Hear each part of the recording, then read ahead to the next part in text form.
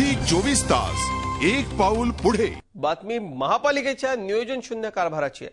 सातारा रस्त्यावरचा बीआरटी मार्ग उखडण्यात येणार आहे। या रस्त्यावर आता उड्डाणपुलाचा घाट घालण्यात आलाय, त्यामुळे बीआरटीचा मार्ग 2.5 ते 3 वर्ष बंद ठेवण्यात येणार आहे।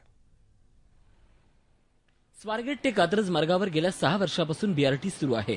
याच रस्त्यावर चव्हाण नगर ते भारती विद्यापीठ दरम्यान उड्डाणपूल उभारण्यात येणार आहे। 47 कोटींच्या या कामाची वर्क ऑर्डर देखील देण्यात आली आहे। आता या कामासाठी इथला बीआरटी मार्ग उखडण्यात येणार आहे।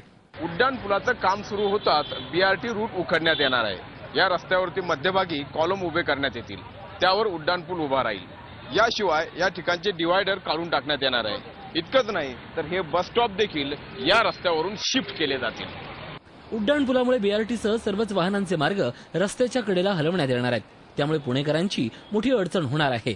त्याहीपेक्षा महत्त्वाचं म्हणजे नागरिकांच्या पैशाचा चुराडा। या मार्गावरच्या बीआरटीसाठी सुमारे 200 कोटी खर्च आला होता।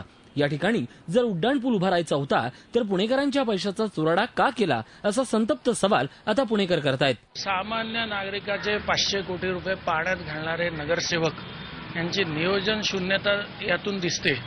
मुळात बोगोटा ज्या शहरामधून बीआरटीची कल्पना घेतली गेली तिथे सर्व रस्ते 200 फुटापेक्षा जास्त विड्थचे आहेत आणि इथे सातारा रस्ता जेमतेम काही ठिकाणी 140 फूट विड्थचा आहे। तर मुळात ही कल्पनाच राबवायला नको होती। पुण्यातली बीआरटी पहिल्या दिवसापासूनच वादग्रस्त ठरली आहे। असं असताना आता उड्डाणपुलाच्या कामासाठी हा प्रकल्प गुंडाळण्यात येणार आहे।